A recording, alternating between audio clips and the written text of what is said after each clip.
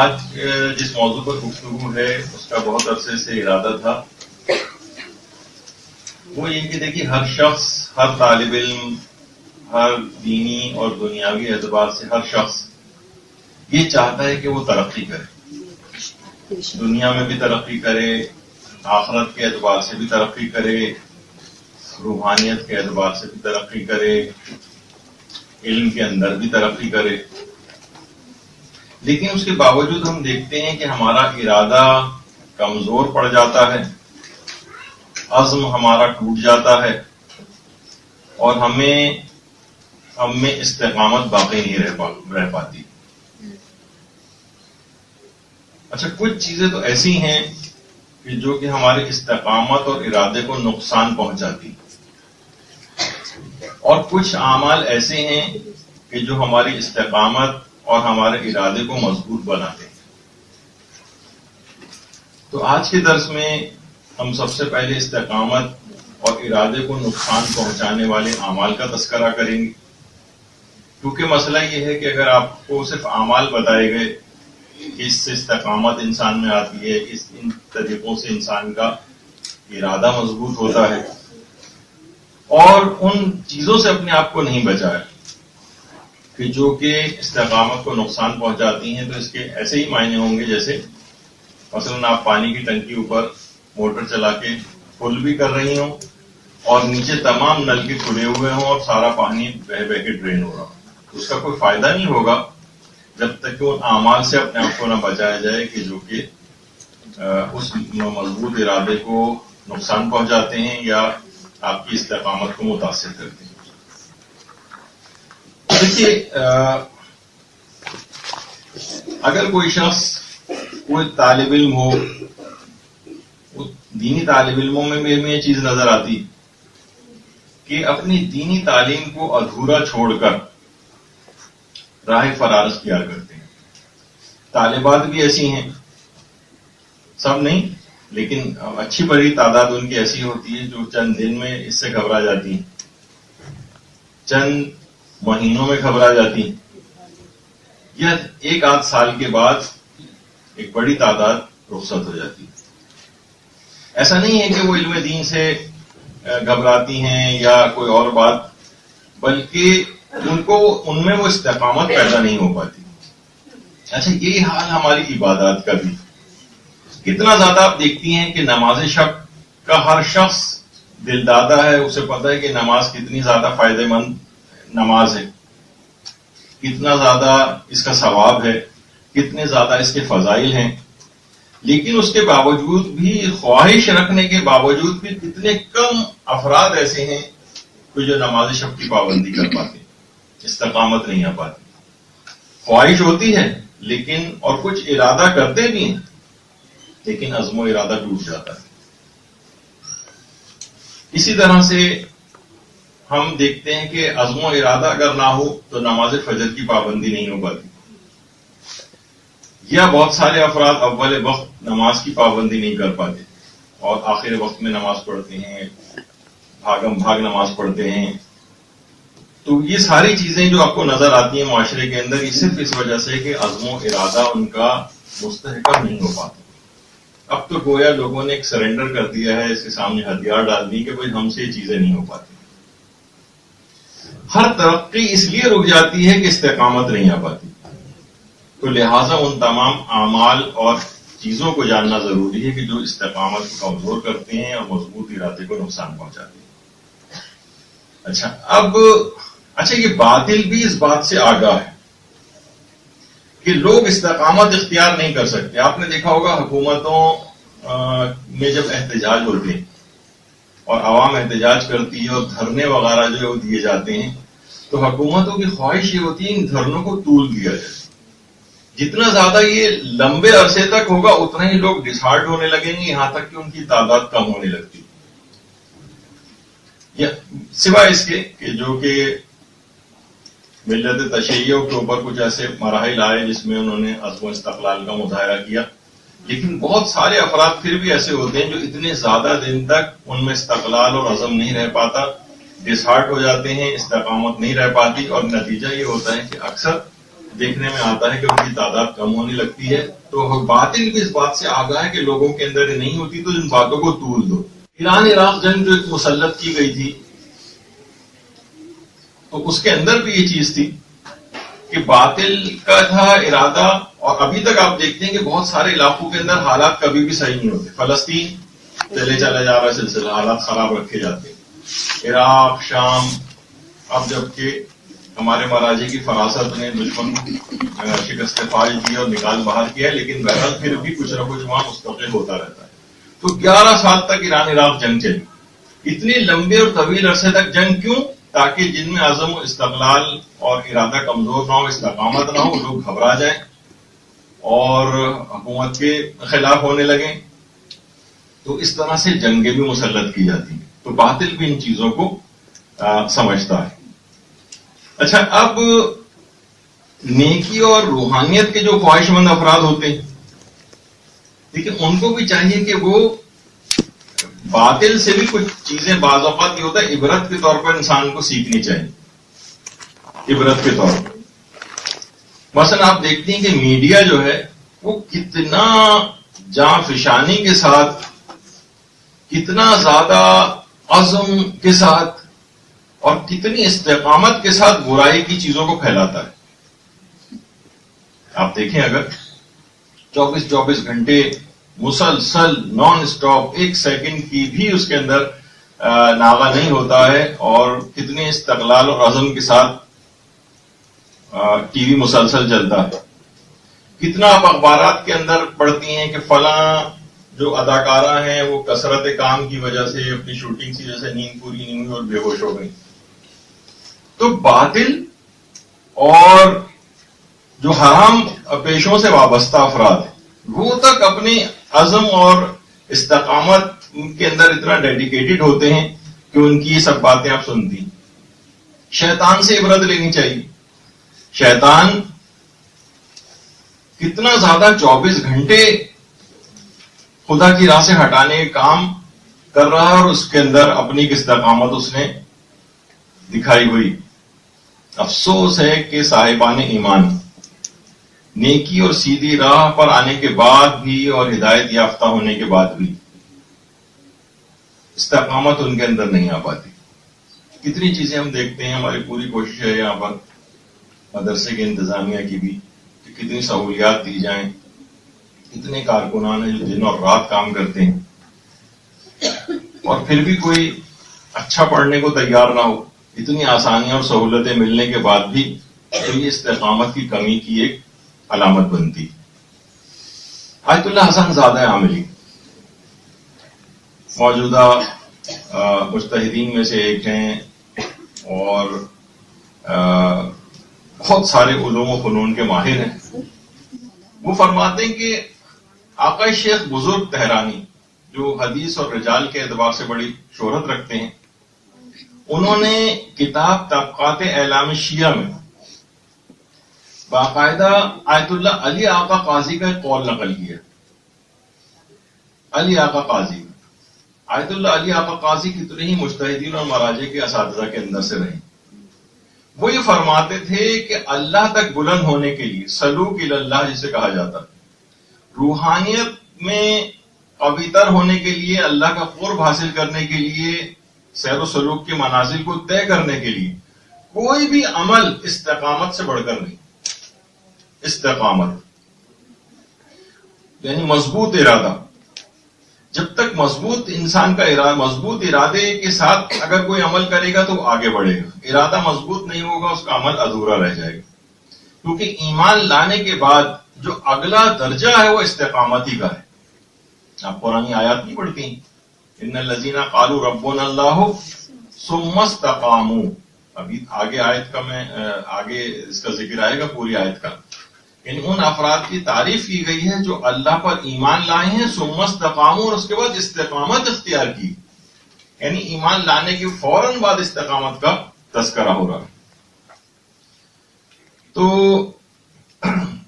اچھا، بہت سارے لوگ یہ سمجھتے ہیں کہ جنہوں نے استقامت اختیار کی ہے، جو بہت مضبوط ارادے کے ساتھ دین کے اوپر عامل لوگ نظر آتے ہیں، یہ وہ لوگ ہیں جنہوں نے اضافی طور پر اس کو اختیار کیا ہے، یعنی ان کے اوپر اتنے زیادہ چیز ضروری نہیں تھی، بس انہوں نے اپنا مقام کو بلند کرنے کے لیے اس کو اختیار کیا. استقامت وغیرہ کی کوئی ضرورت نہیں. تو آپ نے دیکھا ہوگا لوگ کہتے ہیں بھائی ہم کو اتنے بہت زیادہ کوئی متقی پرہیزگار آدمی نہیں ہے، میں تو ایک نارمل قسم کا ایک مومن ہوں، جو بہت لوگوں سے سننے میں آتا ہے. یعنی جو دین پر عمل کرتا ہے وہ نارمل نہیں ہے، بلکہ دین پر جو عمل نہیں کرتا، گھنٹے دار نماز پڑھتا ہے. خود لوگوں نے، یعنی مجھ سے بھی ایک دفعہ ایک صاحب نے کہا تھا کہ میں بالکل نارمل مومن ہوں، نمازیں بھی میری قضا ہو جاتی ہیں، روزے بھی کبھی رکھ لیتا ہوں کبھی نہیں رکھتا ہوں، بالکل ہم کو اتنے متشدد پسند اور ایکسٹریمسٹ نہیں، ایک نارمل قسم کے مومن. تو بھائی یہ نارمل مومن یہ نہیں ہے، یہ ایب نارمل مومن ہے. یعنی دینی اعتبار سے جو لاپرواہ، وہ خود کو بھی برباد کر رہا ہے اور آخرت کو بھی اپنی برباد کر رہا ہے. یہ نارمل کب ہے؟ وہ سمجھ رہا ہے کہ میں ایک نارمل آدمی ہوں. اور جو افراد استقامت اختیار کرتے ہیں، متقی پرہیزگار ہیں اور آگے بڑھ رہے ہیں دین کے اندر، وہ ایسے افراد ہیں جنہوں نے اضافی طور پر اس کو حاصل کیا، ورنہ اتنا تقاضا ایک عام مومن سے نہیں. جبکہ ایسا نہیں. دین کے اندر جو استقامت رکھنے والے افراد، دین میں جو استقامت کی جو ریکوائرمنٹ ہے، ایک عام مومن کے لیے بھی، عام مومن کے لیے بھی، کہ وہ ان تمام چیزوں کو اچھا حاصل کرے. اور یہ بھی ہے اس کے اندر کہ دیکھیے استقامت اداروں کے اعتبار سے بھی ضروری ہے. کتنے ہی ہم نے مدارس ایسے دیکھے کہ جو کہ ایک دن کے اندر بند ہو گئے، ایک ہفتے کے اندر بند ہو گئے، چند مہینے میں بند ہو گئے، یا سال 2 سال میں بند ہو گئے. ان کو چلانے والوں کے اندر بھی استقامت نہیں. دیکھیے چیزوں کے اندر بہت سارے ہرڈلز آتے ہیں، انتظامی طور پر بہت ساری ایسی چیزیں آتی ہیں. بعض اوقات داخلی انتشار آتے ہیں، بعض اوقات خارجی انتشار آتے ہیں، محلے پڑوس والوں کو نمٹنا پڑتا ہے، اندرونی کارکنان کو نمٹنا پڑتا ہے. لیکن استقامت، تو استقامت ہم نے دیکھا ہے کہ شخصیات کے اندر بھی ہونا مشکل ہوتی ہے اور بعض اوقات اداروں کے اندر بھی مشکل ہو جاتی ہے. اسی طریقے سے اگر ہم دیکھیں تو لوگوں میں نماز کو پابندی سے ادا کرنے میں استقامت نہیں، یعنی استقامت نہ ہونے کے باعث ان کی نمازیں جو ہیں وہ قضا ہو رہی، یا کبھی کبھار نمازیں پڑھ رہے ہیں. اور نماز فجر کے اکثر قضا ہونے کی تقریباً 90-95% ریٹ ہوگا اگر شرح اس کی نکالی جائے. عام افراد کے اندر بھی، حتیٰ کہ دیندار افراد کے اندر بھی اکثر مختلف بہانوں سے یہ بات کہہ دیتے ہیں کہ فلاں چیز ہو گئی تھی اس وجہ سے نماز قضا ہو گئی، اور فلاں ہو گئی تھی تو یہ ہو گیا. یعنی استقامت نماز جیسی بنیادی چیز کے اندر بھی نہیں. روزے کے اندر اگر دیکھیں، ماہ رمضان کے روزے پورا ایک ماحول بنا ہوا ہوتا ہے اور کتنا اس کے اندر آسان بھی ہوتا ہے روزے رکھنا، لیکن لوگ اس میں بھی قضا کرتے ہیں. پھر یہ حکم ہے کہ اگر مثلا عورت اپنے ماہانہ عادت کی وجہ سے اس کے روزے قضا ہو جائیں تو اگلے رمضان سے پہلے ان کو ادا کر دے. بہت سی ایسی ہوتی ہیں کہ لوگوں کے مثلا آمدن بھی چھوڑتی ہیں، یا مرد حضرات بھی نزلہ کھانسی ہو گیا، زیادہ فیلڈ ورک اگر ہے اور دھوپ میں کہیں باہر نکلنا ہے تو اس دن روزہ چھوڑ دیا. اب معمولی سی طبیعت خراب ہو گئی، بخار ہو گیا تو روزہ چھوڑ دیا. اور حاملہ عورتیں ہیں وہ ابتدا میں جب ایسے مسائل زیادہ ان کو ہوتے بھی نہیں، اس میں روزہ چھوڑ دیا. بچوں کو دودھ پلانے والی مائیں، جبکہ ان کا ایک شرعی فقہی حل بھی ہے کہ الگ سے بھی ان کو بچے کو اگر اوپر کا دودھ دینا پڑ جائے ڈبے وغیرہ کا تو ضروری ہو جاتا ہے اکثر مراجع کے نزدیک کہ اس سے استفادہ کیا جائے اور روزہ نہ چھوڑا جائے. تو کتنی ایسی چیزیں ہیں کہ استقامت نہ ہونے کی وجہ سے اچھا کیا ہوتا ہے کہ پھر یہ سب چیزوں کے اگلے سال سے پہلے قضا کرنی ہوتی. قضا بھی اکثر خواتین نہیں کر پاتی ہیں، مکمل نہیں کر پاتی ہیں اس کو، تب ان کو ایک کفارہ تاخیر بھی دینا پڑتا ہے. اور جو آمدن اگر چھوڑتی ہیں روزے، تو ہر روزے کے بدلے 60 روزے یا 60 مسکینوں کو کھانا. اب اگر آپ دیکھیں ایک روزہ بھی اگر ہے اور 60 مسکینوں کو کھانا کھلانا ہے تو تقریباً اگر صرف آٹے کا بھی حساب لگائیں اگر، تو اس کے اندر بھی اس قسم کے مسئلے بعض اوقات آ جاتے ہیں کہ تقریباً 3000 روپے صرف ایک دن کے روزے کا کفارہ بنتا ہے. اور ایک مہینے کا اگر ہے تو یہ 90,000 روپے بن جاتا ہے. اور 9-10 سال کے اگر روزے ہیں تو 9-10 لاکھ روپے بن جاتا ہے.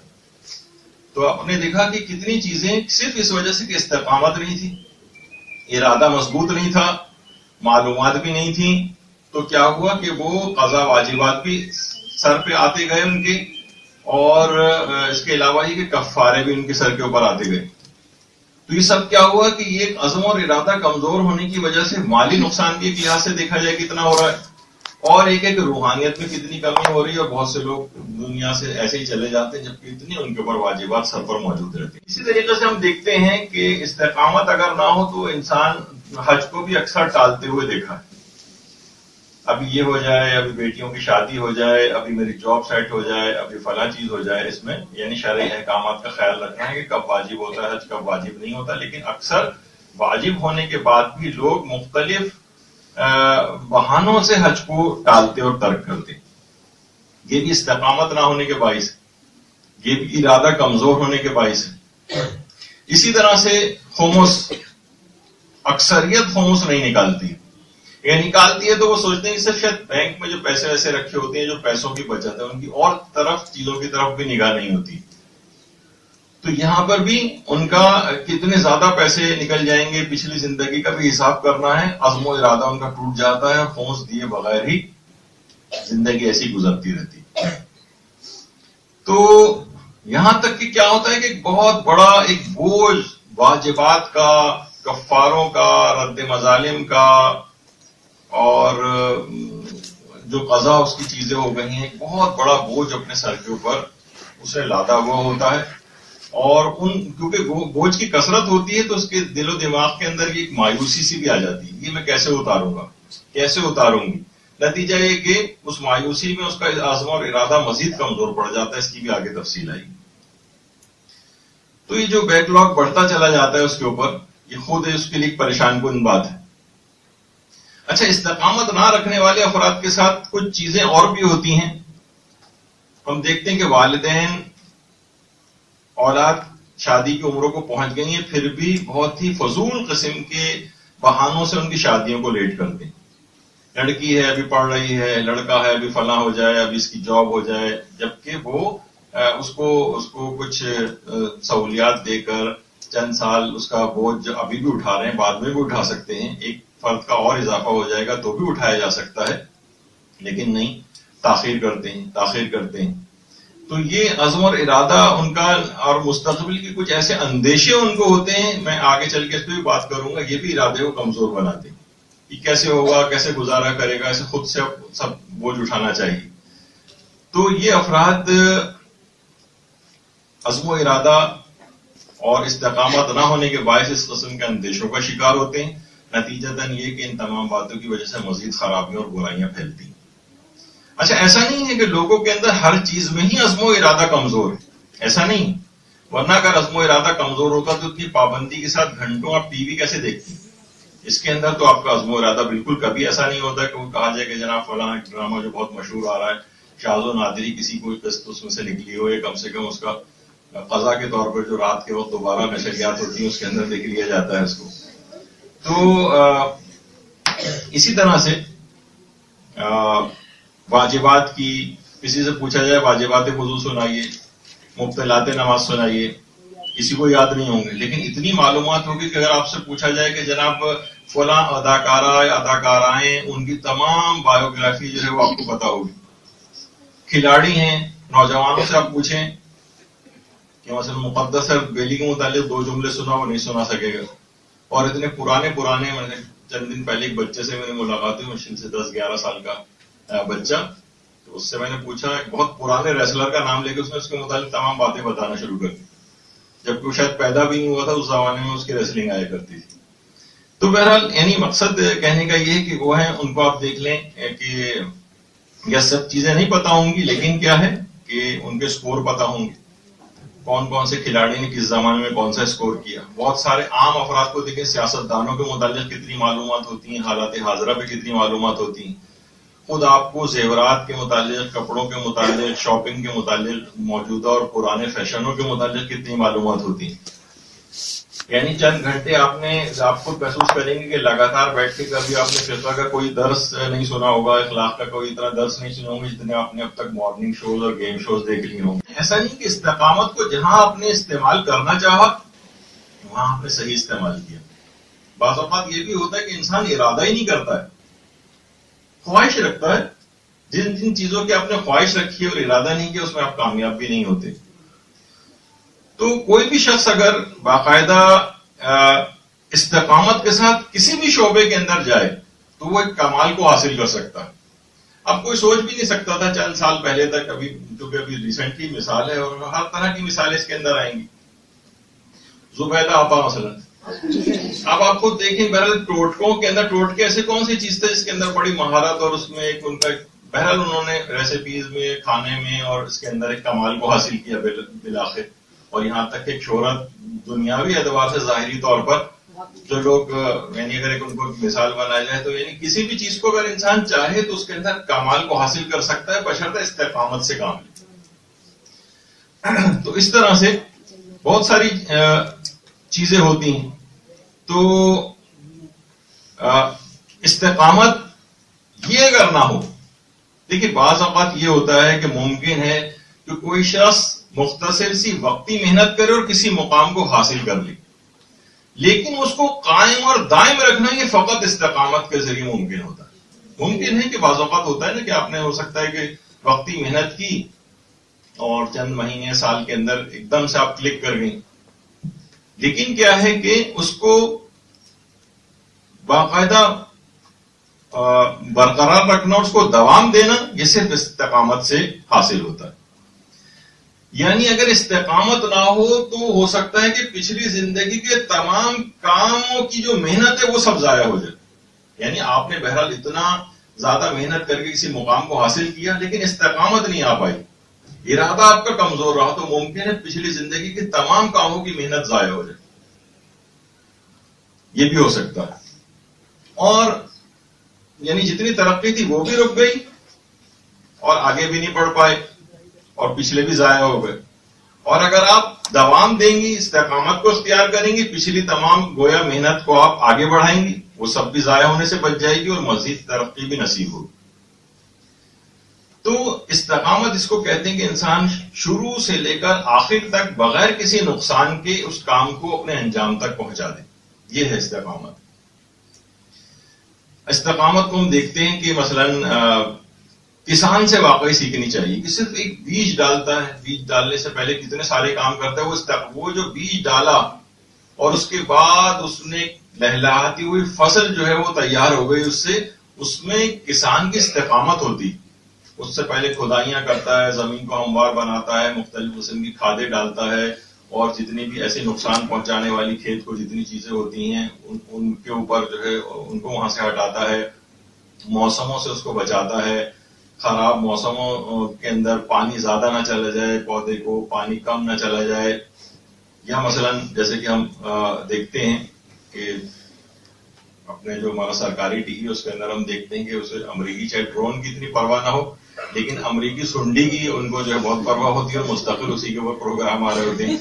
تو خیر یہ کہ اس کے اندر بہرحال کسان کا ایک بہت بڑا دخل ہوتا ہے کہ کس طرح سے ان تمام چیزوں کو کیڑوں سے بچاتا ہوا ایک فصل کو جو تیار ہوتی ہے یہ استقامت کے ذریعے تیار ہوتی ہے. اگر اس کے اندر کسان میں استقامت نہ ہو تو کبھی وہ فصل تیار نہیں ہو سکے. اچھا، اب یہ جو استقامت ہے کیا یہ اپنی مرضی سے ہم جیسی چاہیں استقامت اختیار کر لیں؟ یہ گنڈے دار طریقے سے اس کو استقامت کو اختیار کریں؟ نہیں، قرآن نے اس میں واضح طور پہ یہ بات کہی، فاستقم کما امرت. اے رسول استقامت اختیار کرو جیسا کہ تمہیں حکم دیا گیا. یعنی استقامت اختیار کرنی ہے لیکن کیسے؟ جیسے اللہ نے بتائے ہیں. کچھ طریقے ہیں وہ انشاءاللہ ہماری اگلی نشست میں بھی آئیں گے. یعنی یہ دائیں بائیں ہونا کسی کام میں، ٹال مٹول سے کام لینا، یہ اسلام میں نہیں چلتا ہے. اس سے استقامت بھی نہیں آ پائے گی. ہر احکام اسلامی پر سختی سے عمل ہو اور مومن کو کبھی بھی لومڑی کی طرح سے مکر و فریب سے کام نہیں لینا چاہیے. یعنی اپنی بے عملی کے بہانے نہ بنائیں، یہ ہو گیا تھا اور وہ ہو گیا تھا. وہ ہے نا کہ bad carpenter always blames his tools. وہ ہمیشہ جو ہے نا وہ کہتا ہے کہ یہ چیز اس وجہ سے خراب بنی کہ میرے جو ہے نا اوزار صحیح نہیں تھے. یہ بہانے وہ بہانے. تو استقامت میں دیکھیے مشکلات آتی ہیں اور جتنی بڑی شخصیت ہوتی ہے اسی قدر استقامت کے اندر سختیاں آتی ہیں. اسی قدر میں اگلی جو ہماری کلاس ہوگی اس کے اندر میں کچھ ایسی شخصیات کی آپ کو مثالیں دوں گا کہ ان کی استقامت ان سخت ترین حالات کے اندر آپ حیران ہوں گے کہ اس کے اندر بڑے بڑے افراد جو ہیں آپ کو لگے گا کہ وہ بھی اس کے اندر ان کو شکست تسلیم کر لینی چاہیے تھی لیکن نہیں کی. کتنا روایات کے اندر آپ سنتی ہیں کہ پیغمبر اسلام ختم مرتبہ صلی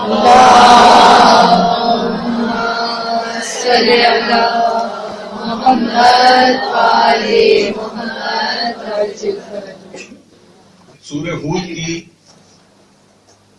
جو تفصیل آتی ہے اس کے اندر بھی یہ بات آتی ہے کہ پیغمبر فرماتے تھے کہ سورہ ہود اور اس کی بہنوں نے، اچھا بہنوں سے مراد ہے کہ اس جیسے دیگر جو سورہ ہیں، سورہ ہود اور اس کی بہنوں نے مجھے بوڑھا کر دیا.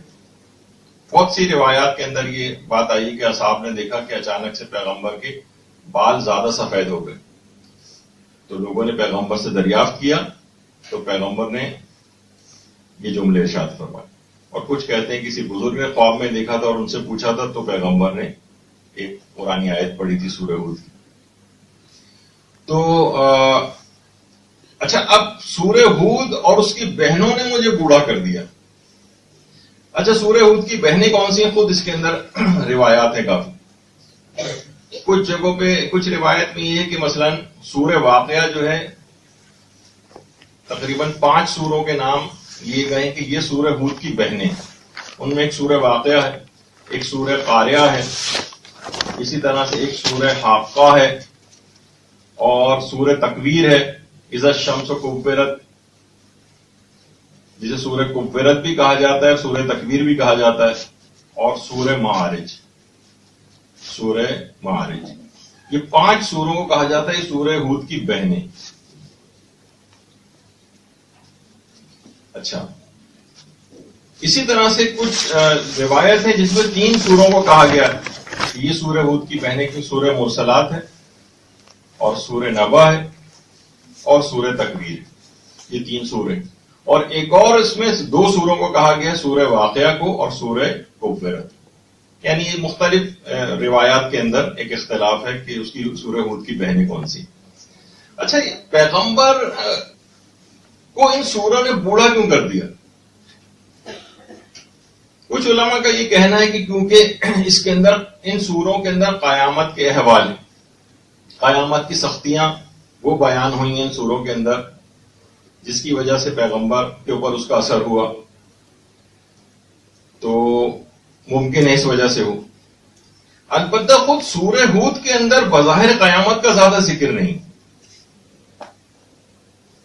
کتابوں میں کہ ایک بزرگ نے خواب میں دیکھا کہ پیغمبر اسلام کے بال سفید ہو گئے. درود بھیجیے محمد. انہوں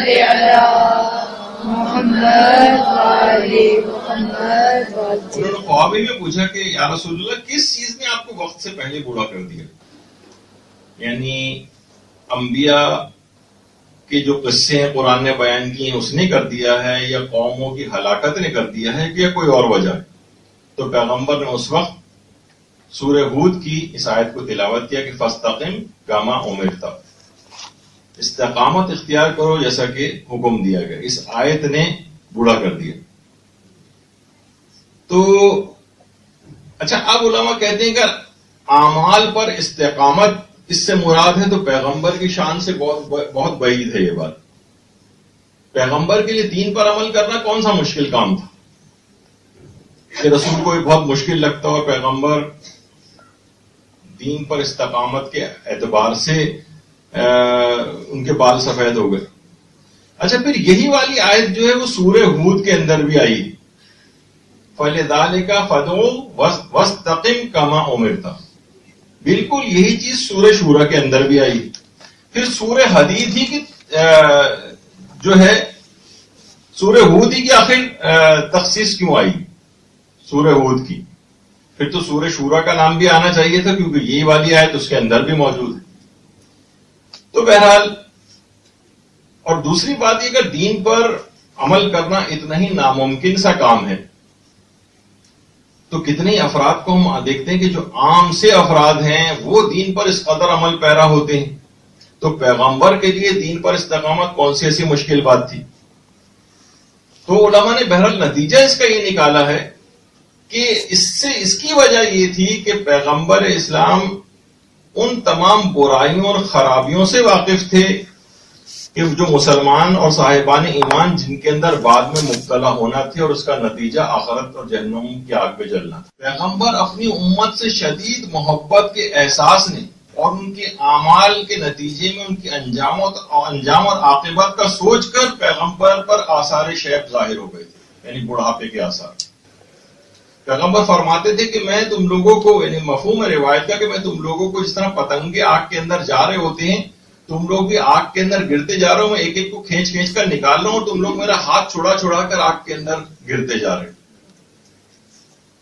تو اگر کوئی شخص بھی اپنے دین اور دنیا کی کوئی کامیابی چاہتا ہے تو یہ سب کی سب استقامت کے اندر پوشیدہ ہے، اسی کی مرہون منت ہے۔ آیت اللہ حسن زادہ عاملی، ان کی کتاب ہزار و یک نکتہ، اس میں وہ فرماتے ہیں کہ جتنی بھی اللہ پروردگار عالم کی برکات کا نزول ہوتا ہے اور جتنا بھی فیضان الہی کسی کو ملتا ہے وہ فقط استقامت کی بنیاد پر ملتا ہے۔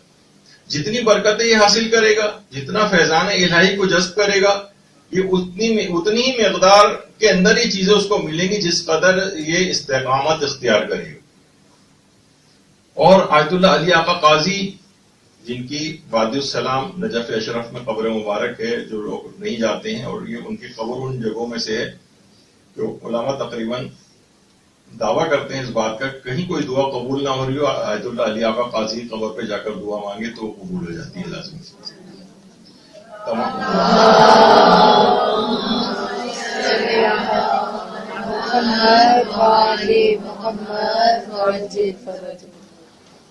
وہ یہ فرماتے تھے کہ اگر کوئی شخص استقامت پیدا کر لے تو اس میں اعظم اس کی روح کے اندر قرار پا جاتا ہے اور وہ شخص اسرار الہی کا حامل بن جاتا ہے۔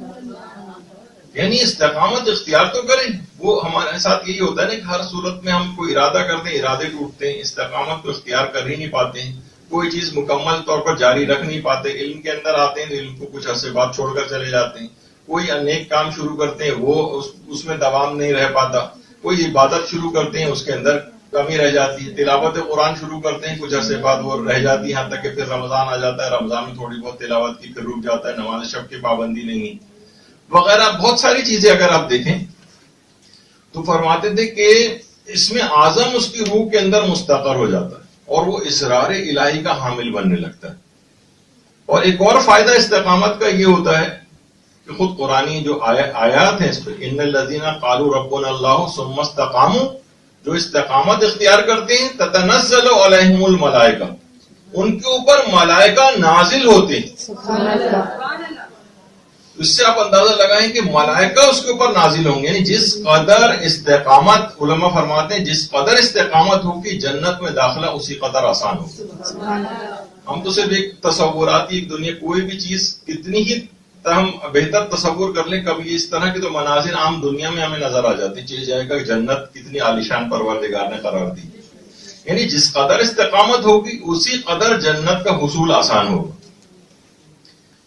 جس طرح آپ دیکھتی ہیں نا کہ مثلا کوئی شخص انٹر کا امتحان دے رہا ہوتا ہے، او اے لیولز کے امتحان دے رہا ہوتا ہے، تو اس کو لوگ یہی سمجھاتے ہیں، سینئر افراد یہ سمجھاتے ہیں، گھر کے بزرگ سمجھاتے ہیں کہ بیٹا دیکھو یہی محنت کرنے کے دن ہے، اس میں تم اچھی پرسنٹیج لاؤ گے، اس میں اچھے گریڈز لے لو گے، ابھی محنت کر لو گے تو باقی زندگی سہولت اور آسانی کے ساتھ گزرے گی۔ جوانی کے دن ہے، اسی کے اندر محنت ابھی کر لو گے تو تمہارا ادھیڑ عمری اچھی گزرے گی، بڑھاپا تمہارا آسانی کے ساتھ گزرے گا۔ ورنہ ہم دیکھتے ہیں کہ جو جوانی کے اس دور کو ضائع کر دیتے ہیں وہ بوڑھے ہونے تک انہیں شدید محنت کرنا پڑتی ہے اور پھر بھی ہینڈ ٹو ماؤتھ ہی معاملہ ان کا رہتا ہے، یعنی وہ دنیاوی اعتبار سے ترقی نہیں کر پاتے۔ تو کیا ہے کہ تتنزل علیہم الملائکہ، ان کے اوپر فرشتے یہ کہتے ہوئے نازل ہوتے ہیں، اللہ تخافوا، بالکل خوف نہ کھانا، ولا تحزنوا، کبھی غمگین نہ ہونا، وابشروا بالجنۃ التی کنتم توعدون، اور اب تمہیں جنت کی بشارت ہو جس کا تم کو وعدہ کیا گیا۔ تو یہ سب کیا ہے؟ جنت کی بشارت، یعنی فرشتے اور علماء بیان کرتے ہیں کہ وہ کہتے ہیں کہ تمہاری دنیاوی زندگی میں بھی ہم تمہارے رفیق تھے اور آخرت میں بھی اب ہم تمہارے رفیق رہیں. جس کا دل تمہیں چاہے جو بھی تم مانگو وہ سب کچھ جنت کے اندر موجود ہے. یہاں بھی فرشتوں کی حفاظت ہوگی, دنیا کے اندر بھی ملائکہ نازل ہوں گے, حفاظت کریں گے, اور آخرت میں بھی حفاظت ہوگی. بلکہ موت, قبر, برزخ, فرشتوں کی ہر جگہ فرشتے اس کی حفاظت کی ذمہ داری پوری کریں گے. جس طریقے سے سیکورٹی گارڈ ہوتا نہیں, فرشتے دنیا میں بھی اس کے سیکورٹی گارڈ بن جائیں گے اور آخرت میں بھی. اور اسی طرح سے قبر میں بھی, یعنی بہت اطمینان کے ساتھ اور جگہوں کے اوپر بھی یہ والی آیت آئی کہ اس میں بھی یہ کہ فلا خوف علیہم ولا هم یحزنون, یعنی نہ ان کو کوئی خوف ہوگا نہ افراد کو, نہ ہی کوئی غم ہوگا, بلکہ یہ اب جنت کے اصحاب قرار پا جائیں گے. تو یہ سب کیا ہوگا, کس وجہ سے ہوگا؟ ثم استقاموا, اور پھر اس کے بعد تتنزل علیہم الملائکہ, یعنی استقامت کو اختیار کریں گے تب ملائکہ نازل ہوں گے, تب یہ تمام چیزیں ملیں گی. یعنی اگر استقامت کو نکال دیے جائیں تو پھر یہ سب فوائد اور انجام یہ والا حاصل نہیں ہو سکے. یہاں تک کہ روایات میں یہ بات آئی ہے قبر اور پھر قیامت کے دن بھی بالکل اطمینان سے ہوں گے, فرشتے ہر جگہ ساتھ ساتھ ہوں گے, یہاں تک کہ فرشتے پورے سرات کو بھی آرام سے پار کروا دیں گے اور پار کروا کر پھر جنت کے اندر داخل کیا جائے گا.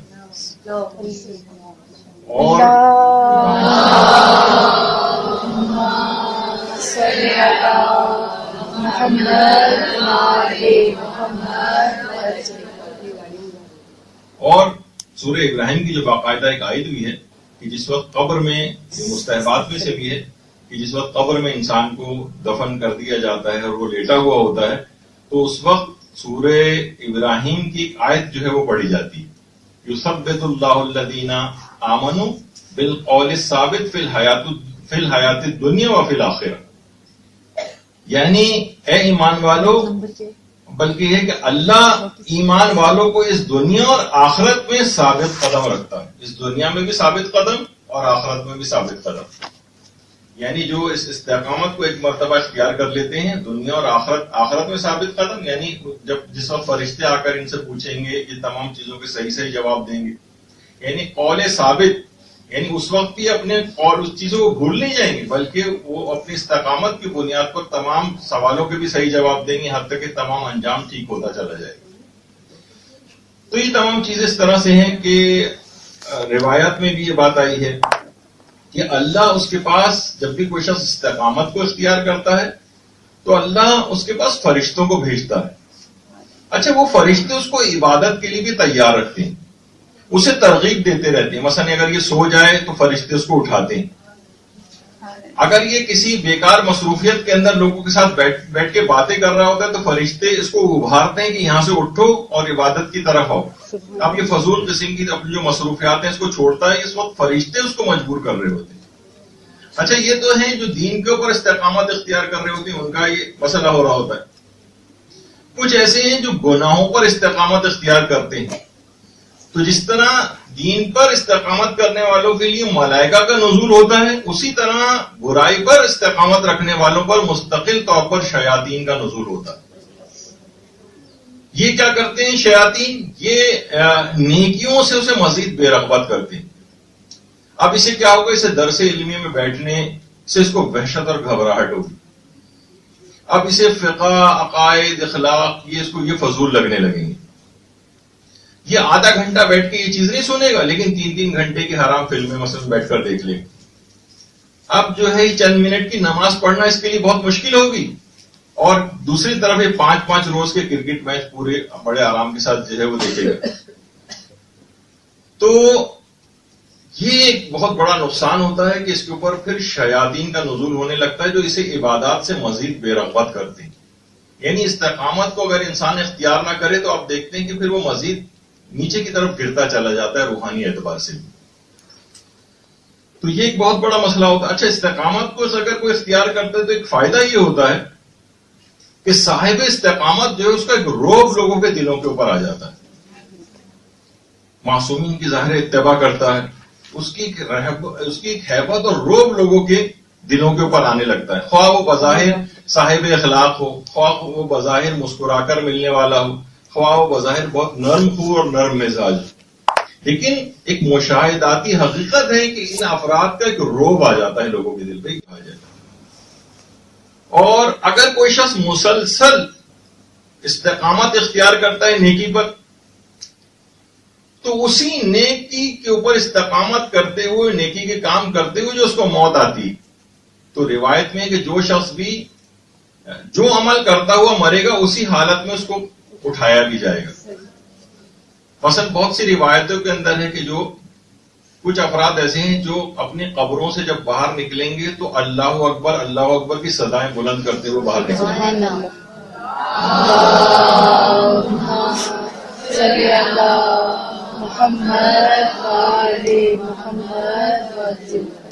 اس وجہ سے کہ مثلا دنیا کے اندر بھی ذکر الہی میں ہر وقت ان کی زبان کے اوپر ذکر خدا رہتا تھا. یہ اکثر و بیشتر تسبیحات کے اندر مشغول ہوتے تھے، زبان کو اذکار الہی کے اندر آمادہ رکھتے تھے. ابھی جب قبر سے اٹھیں گے تو وہاں پر بھی یہی اذکار اور ذکر پڑھتے ہوئے قبروں سے باہر نکلیں گے. کتنا روایات میں ملتا ہے. اگر اس کی اور مثالیں نکالیں کہ مثلا جو شخص بھی حج کرتے ہوئے اس کو موت آ جائے، ایک تو مثلا یہ ہوتی ہے کہ چاہے وہ وہاں کی نااہلی کی وجہ سے جو وہاں کے حکمران ہیں، بعض اوقات یہ بھی وجوہات ہوتے ہیں، لیکن کسی بھی وجہ سے، بعض اوقات بیماری کی وجہ سے بھی لوگ مرتے ہیں، کسی اور وجوہات سے، یعنی حج کرنے کے دوران اگر کوئی شخص انتقال کر جائے تو روایات میں یہ ہے کہ قیامت تک ہر سال ہونے والے حج کا ثواب اس کے نام اعمال میں لکھا جائے.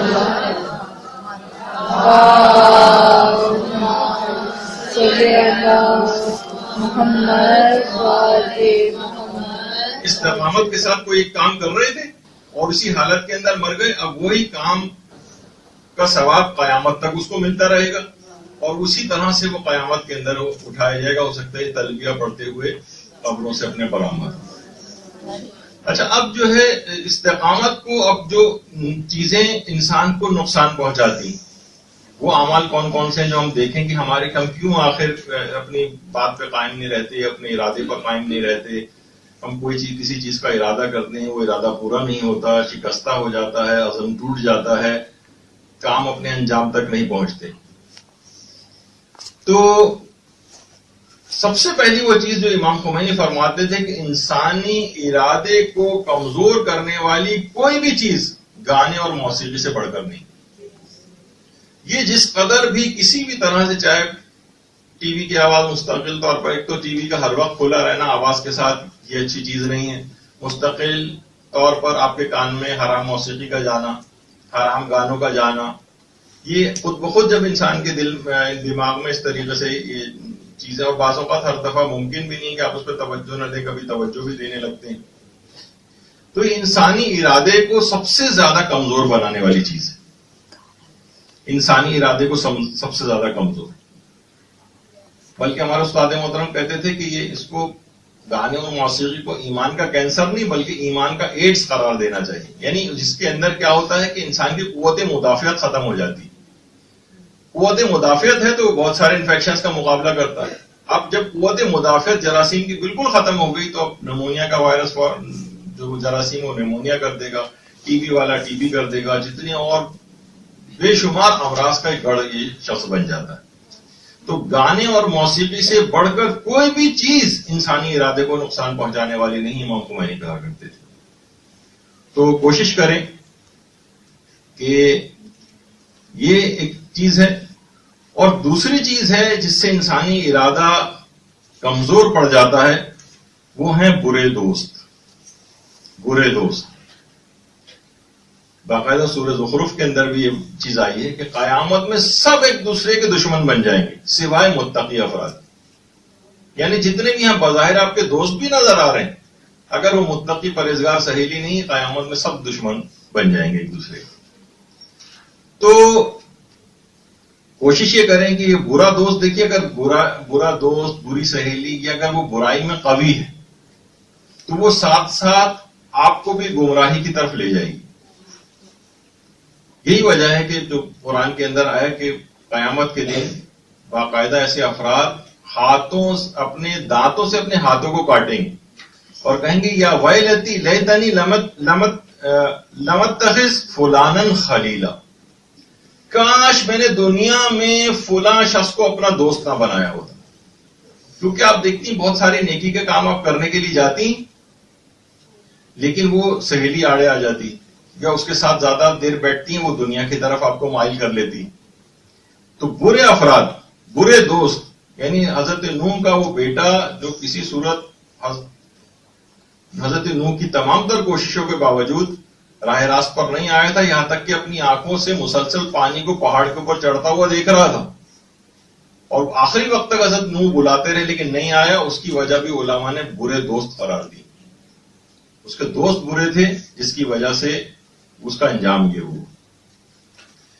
تو اچھا, اگر اہل استقامت والے دوست آپ بناتی, ایسی سہیلیاں بناتی جو آپ سے روحانی اعتبار سے, دینی اعتبار سے قوی, تو وہ اپنی استقامت کو آپ کے اندر منتقل کرتے ہیں. استقامت کو دیکھیے, پچھلی گفتگو ہماری یہاں پر ہوئی اس کے اندر ایک بات آئی تھی کہ تقریر میں مقرر کے اثرات ہوتے ہیں, تحریر میں محرر کے اثرات ہوتے ہیں.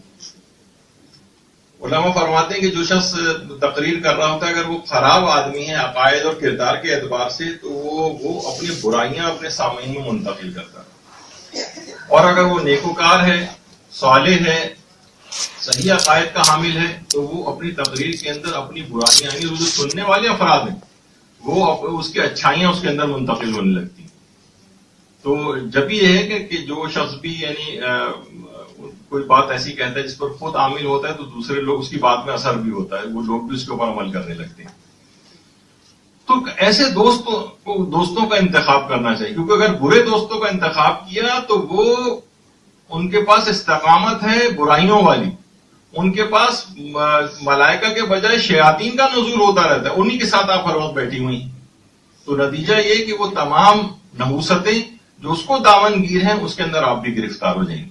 آپ کا ارادہ بھی کمزور رہ جائے گا, وہ آپ کو آگے بڑھنے نہیں دے گی, بلکہ آپ کو ہو سکتا ہے مذاق اڑائے گی, یہ تم نے کیا کرنا شروع کر دیا, تم تو, یعنی آپ کو ڈسکریج کرے گی اس میں راہ میں آگے قدم بڑھانے سے. اس کے مقابلے میں اہل استقامت اپنے سے دین میں اور علم میں اور تقویٰ و پرہیزگاری میں بہتر کی تلاش کر کے آپ کسی ایسی کو اپنی دوست اور سہیلی بنائیں گی, وہ آپ کو آگے کی طرف لے کر جائے گی. جب بھی ہم دیکھتے ہیں کہ مثلا جو سیدھے ہاتھ میں امام خمینی, بچپن سے امام خمینی ہمارے علماء کی, اگر دیکھیے جو بڑے افراد ہیں ان کا بچپن بھی اگر آپ دیکھیں تو اس کے اندر ایسی ایکسٹراڈنری چیزیں ملتی ہیں. یہ ایسا نہیں ہے کہ کوئی اچانک سے کوئی چینج آ گئی, بہت شاذ و نادری ایسے واقعات ہیں, ورنہ اصلاً یہ ہوتا ہے کہ شروع سے انسان اپنے آپ کو نیک بناتا ہوا چلے تو اس بعد میں بڑے مقام تک رسائی حاصل کرتا ہے. امام خمینی اتنی چھوٹی عمر سے ہی صالح افراد کے ساتھ دوستی. آیت اللہ سیستانی, آیت اللہ خوئی کے مقابلے میں کتنی چھوٹی عمر, لیکن بچپن سے نہیں, ابھی داڑھی موج بھی نہیں نکلی آیت اللہ سیستانی, اتنی کم عمر, لیکن کیا ہے کہ اپنے سے ایک بہتر دوست کا انتخاب کیا, اور صرف یہ دوستی چلتی رہی یہاں تک کہ یہ دوست بڑے ہو گئے بعد میں, اور دونوں اپنے اپنے زمانے کے مرجع وقت پر.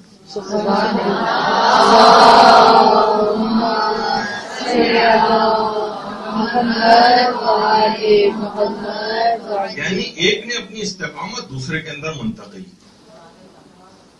اسی طرح سے رہبر معظم سیدھے ہاتھ پر جو ہے, تو جی ہاں سیدھے ہاتھ پر, تو اس میں اگر آپ دیکھیں یہ دیکھا جائے تو بظاہر داڑھی بھی نہیں, ابھی کتنی کم عمری کا ایک دور ہے, لیکن کیا ہے کہ اس وقت سے ہی نیک اور صالح افراد کے ساتھ دوستی. تو ہم دیکھتے ہیں کہ انسان ان سے بہت کچھ سیکھتا ہے, اور بروں سے بری چیز سیکھتا ہے. مثلا صرف دیکھ کے بھی سیکھتا ہے. مثلا اگر آپ نہیں بھی چاہیں گے تو کسی بھی جمائی لیتے ہوئے شخص کو اگر آپ دیکھیں تو آپ کو بھی جمائی آنے لگتی. تو اسی طریقے سے نیکیوں کی بھی بات ہوتی ہے, اس کو نیکیاں کرتے دیکھ کر آپ کا بھی دل چاہنے لگتا. اچھا, یہ دو چیزیں ہوئیں, موسیقی یہ آپ کے ارادے اور اس کو کمزور بناتی, گانے اور موسیقی, اور برے دوست یہ آپ کے ارادے کو کمزور بنانے والی. تیسری چیز یہ ہے کہ اگر گھر کے افراد غیر صالح ہو سکتا ہے کہ کسی کے بہن بھائی غیر صالح ہوں, ہو سکتا ہے کسی عورت کا شوہر غیر صالح ہو سکتا ہے کسی مرد کی بیوی صحیح نہ ہو، بہن بھائی، اکثر والدین. اب ظاہر ہے کہ ماضی میں جا کر اپنے والدین کو تو تبدیل نہیں کیا جا سکتا، اپنے بہن بھائیوں کو تبدیل نہیں کیا جا سکتا، تو کم سے کم ان کی تربیت پھر ایسی کرنے کی ذمہ داری ہو جاتی ہے کہ وہ رہنا آپ کو بالآخر انہی کے ساتھ ہے، آپ ان کو چھوڑ کر کہیں جا نہیں سکتے. تو پھر آپ کو یہ کوشش کرنی پڑے گی کہ ان میں اگر کوئی غیر صالح ہو تاکہ وہ اپنی برائی کا اثر آپ پہ نہ کر سکے. مثلا گھر میں کوئی انفیکشس ڈیزیز کے اندر مبتلا ہے، جراثیم پھیلا رہا ہے، ٹی بی کا کوئی مریض ہے، آپ سب کو بھی لگ سکتی ہے، تو آپ اس شخص کا علاج کروا دیں گے، بھئی ہمیں نہ لگ جائے کہیں. تو ایسے افراد کا بھی آپ کو علاج کرنا پڑے گا، روحانی طور پر کوششیں کرنی پڑیں گی، امر بالمعروف اور نہی عن المنکر کرنا پڑے گا کہ اپنے اثرات بد مجھ تک اور میں نہ پہنچا دیں. صالح افراد، مسلسل کوشش سے ان افراد کو بھی صالح بنانے کا کام کرنا پڑے گا. لیکن اصلاً یہ ہے کہ اگر گھر میں کچھ ایسے افراد موجود ہوں تو یہ بھی اثر پذیری دکھاتے ہیں اور یہ استقامت کو نہیں آنے دیتے. آیت اللہ سیستانی کے دادا سید علی سیستانی، جن کے نام پر آغا سیستانی کا نام علی رکھا گیا ہے، یہ دادا ہیں. اچھا، والد باقر سیستانی، جن کا امام زمانہ سے ملاقات کا ایک واقعہ بہت مشہور ہے.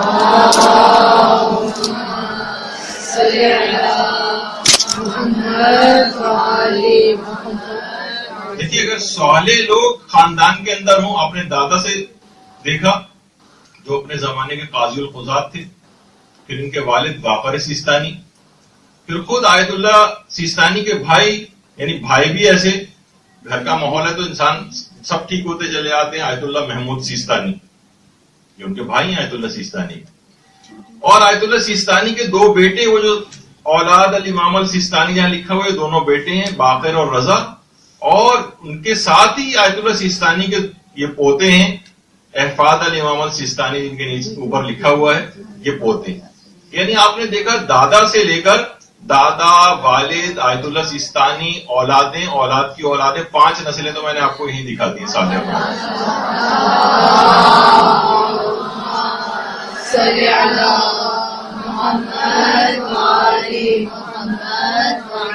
نیکی اور صالح ہونا، نیک ہونا اور صالح ہونا پھر ان نسلوں میں اس طرح سے منتقل ہوتا. یعنی اگر افراد کی، ایسے افراد کی کثرت رہو نیک اور صالح کی، تو کیا ہوتا ہے کہ پھر برائی رکھنے والے افراد وہ طاقتور ہونے لگتے ہیں، خاندانوں میں بھی وہ طاقتور ہو جاتے ہیں. تو ایسے افراد کو طاقتور ہونا چاہیے دینی اعتبار سے، وہ اپنا انفلوئنس رکھ سکیں، دوسرے لوگوں کو بھی نیک بنا سکیں. تو آپ نے دیکھا کہ پھر یہ نسلوں کے اندر یہ سلسلہ کیسا چلتا ہے.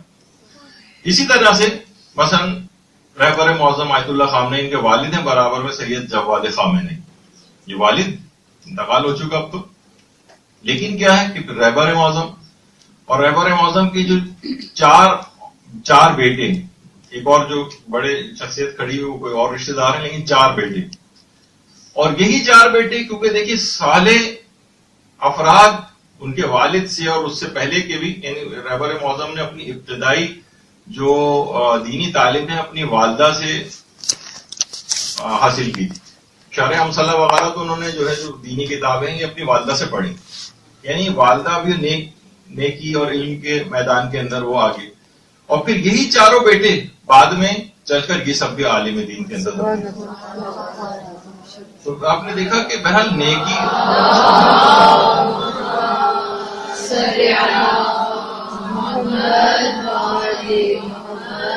تو خاندان کو بھی صالح بنانا پڑے گا، تبھی ان کے اثرات آپ تک پہنچیں گے، آپ بھی اپنے ارادوں کے اندر مستقیم رہ سکیں گی، استقامت ہوگی، ارادے ٹوٹنے نہیں پائیں گے. ورنہ یہ غیر صالح افراد کی کثرت اور بھرمار ہوگی خاندان میں، تو وہ آپ کسی چیز پر عمل کرنا چاہیں گی وہ لوگ نہیں کرنے دیں گے. آپ تعلیم دین حاصل کرنے آنا چاہیں گی، شوہر رکاوٹیں ڈالے گا، بھائی رکاوٹیں ڈالیں گے، والدین رکاوٹیں ڈالیں گے، ان کو بھی تبدیل کرنے کی ذمہ داری رہے گی، ورنہ آپ کا ارادہ کبھی مصمم نہیں ہو پائے گا. اچھا، اسی طرح سے جو اگلی چیز ہے جس سے انسانی ارادہ کمزور ہوتا ہے وہ ہے کوئی بھی جسمانی یا نفسیاتی کمزوری. یہ خود بھی استقامت کو اور ارادے کو نقصان پہنچانے والی. دیکھیے کتنے افراد ایسے ہیں جو کہ بہت بدتمیز اور جھگڑالو ٹائپ کے ہوتے ہیں خاندانوں. اگر آپ دیکھیں تو حقیقتاً بہت سنجیدہ طور پر انہیں ایک نفسیاتی علاج کی ضرورت ہوتی ہے. بس لیکن لوگوں میں کیا ہوتا ہے، یہ بہت بدتمیز ہے، یہ عورت بہت بدتمیز ہے، یہ بہو بہت بدتمیز ہے، یہ ساس بہت بدتمیز ہے، یہ فلاں شوہر بہت بدتمیز ہے، یہ پھر یہی آپ سنتے ہیں، جبکہ ان کو کوئی سائیکیٹرک النس ہوتی تو ان کے علاج کی ضرورت ہوتی جو ہمارے یہاں سمجھا نہیں جاتا. مار پٹائی ان کے ساتھ ہوتی ہے، انہیں برا بھلا کہا جا رہا ہوتا ہے. کسی کو مثلا ٹیوبرکلوسس کا مریض ہے، وہ کھانسے چلا جا رہا ہے، اسے لاکھ پورا زمانہ برا کہتا رہے کہ مت کھانسو، تمہارے کھانسنے سے ہمیں تکلیف ہو رہی، کیوں کھانس رہے ہو؟ بھائی وہ مجبور ہے، بیمار ہے، اس کا علاج کروائیں گے تو کھانسی دور ہوگی. اسی طریقے سے ان افراد کو بھی میڈیکل ٹریٹمنٹ کی ضرورت پیش آتی. مثلا کتنی بیماریاں ایسی ہیں، مثلا آج کل مشہور بھی ہو گئی یہ بات، پہلے طرح نہیں سمجھا جاتا تھا کہ وائٹامن ڈی کی اگر کسی کے اندر کمی ہو جائے، اب کتنی ساری چیزیں اس کے ساتھ جو ہے وہ ہو رہی ہوتی ہیں. اس کو مثلا جسم کے اندر درد ہو رہا ہے، اس کے مسلس میں جو ہے کمزوری ہو رہی ہے، اس کو ڈپریشن ہوا جا رہا ہے، اس کو جو ہے وہ بھول کا مرض لاحق ہوا ہے، اتنی ساری چیزیں اس کے ساتھ ہوئی ہوئی ہیں، اور اسے آپ کہہ رہے ہیں کہ بھائی استقامت اختیار کرو. اس کو کہہ رہے ہیں کہ جناب آپ کا ارادہ کیوں مضبوط نہیں ہوتا، وہ کیسے کرے؟ یعنی اس کے اندر ایک چیز کی کمی ہوئی ہوئی ہے جسمانی اعتبار سے. مثلا کوئی شخص کمزوری کے اندر ہے، جسم ڈائریا ہوا ہوا ہے، اس کو جسم سے نمکیات نکل چکے، بستر پہ گرا پڑا، اسے کہنے 11 رکعت کی نماز شب کھڑے ہو کر پڑھو، یہ تو نہیں ہوگا نا. استقامت اس کی ٹوٹ جائے گی، ارادے کا اس کا کوئی فائدہ نہیں ہوگا، ارادہ کرنے کا بھی کمزور پڑ جائے گا. تو بہت سی چیزیں ایسی ہیں جن کی طرف متوجہ ہونا چاہیے کہ کہیں ایسا تو نہیں کہ ہمارے جو چیزیں سستی ہو رہی ہے، ہمیں بوجھی بوجھی سی طبیعت ہے، ہو سکتا ہے ڈپریشن ہو سکتا ہے وائٹامن ڈی کی ڈیفیشنسی، تو یہ سب ہوتا ہے.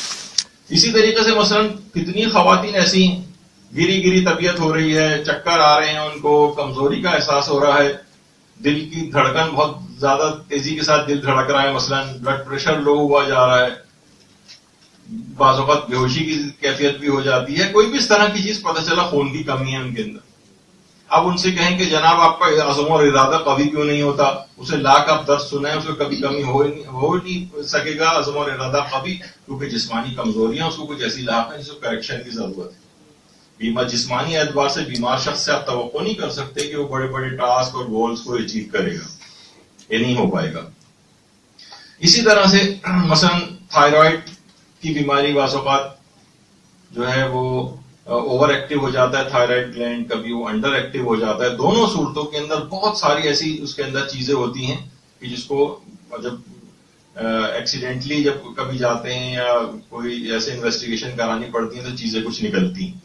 ورنہ ایک عرصے طویل عرصے تک انسان ایسے ہی چل رہا ہوتا ہے اور وہی سوچ رہا ہوتا ہے میں کیا کروں، میں تو اپنی چیزوں کو کر ہی نہیں پاتا، کتنی دفعہ میں نے کوشش کی، عزم و ارادہ میرا کامیاب ہی نہیں ہوتا.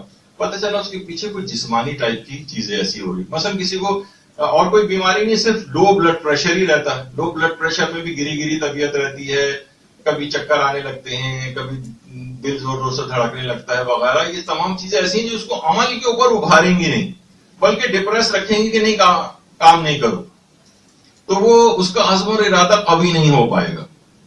تو یہ تمام چیزیں ایسی ہیں کہ جن کا خیال رکھنا چاہیے. میں سب چیزوں کا تو آپ کو نقشہ کوئی میڈیکل کا یہاں پر تو نہیں ہو رہا ہے لیکچر کے، میں ساری چیزیں آپ کو بتاؤں، لیکن ایک متوجہ کرنا ہے کہ اس طرح کی چیزیں بھی ہوتی ہیں کہ جو عزم و ارادے کو ناکام بناتی ہیں اور استقامت کو نہیں آنے دیتی.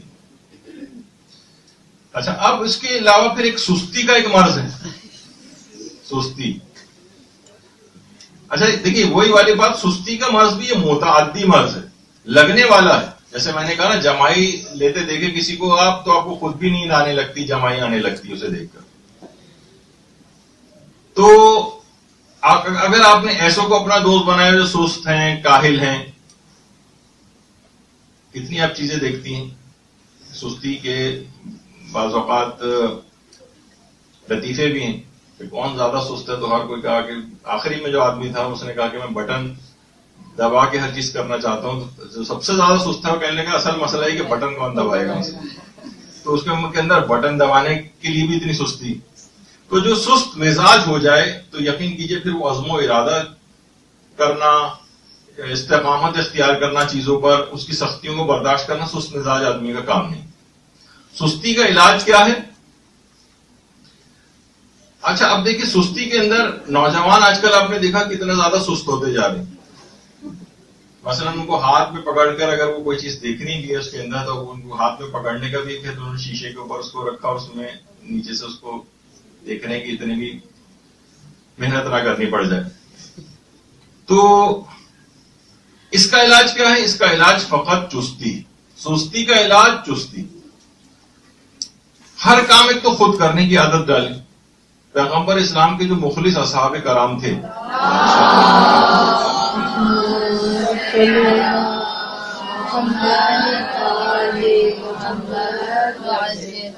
ان کے ہاتھ سے اگر کبھی چابک بھی گر جاتا تھا نا، کسی آدمی سے اٹھا کر نہیں کہتے تھے کہ تم مجھے اٹھا کر دے دو، بلکہ خود گھوڑے سے نیچے اترتے تھے، چابک کو اٹھاتے تھے. حالانکہ کسی سے بھی کہہ سکتے تھے لیکن نہیں.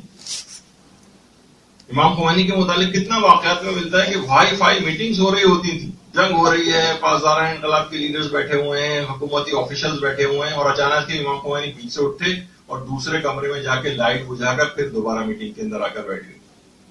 دیکھا جائے تو کسی سے کہہ بھی سکتے تھے، نظر انداز بھی کر دیتے تو کسی کو خیال تک نہیں آتا، لیکن نہیں، خود سے اٹھ کر کام کرنا. یہی ایک علاج ہے. جہاں آپ ہر وقت دوسرے کے اوپر احکامات چلاتے رہیں گے، یہ کر دو، وہ کر دو، وہ کر دو، وہ کر دو، دوسروں کو کہتے رہیں گے تو مزید سستی کی طرف معاملہ جائے گا. تو یہ ایسی چیزیں ہیں کہ جس کا آپ کو خیال رکھنا چاہیے. ورنہ سست والا آدمی کیا ہے؟ ہمیشہ کاموں کو نا عزم و ارادہ آ ہی نہیں پائے گا. کہے گا کل کر لوں گا، پرسوں کر لوں گا، ایک ہفتے بعد کر لوں گا، مستقبل میں کر لوں گا، آج دل نہیں چاہ رہا، آج یہ ہو گیا ہے. یہ سب چیزیں جو آپ کو نظر آ رہی سب دیکھیں تو اس میں کیا ہے کہ نہیں، ابھی مجھے اس کام کو کرنا.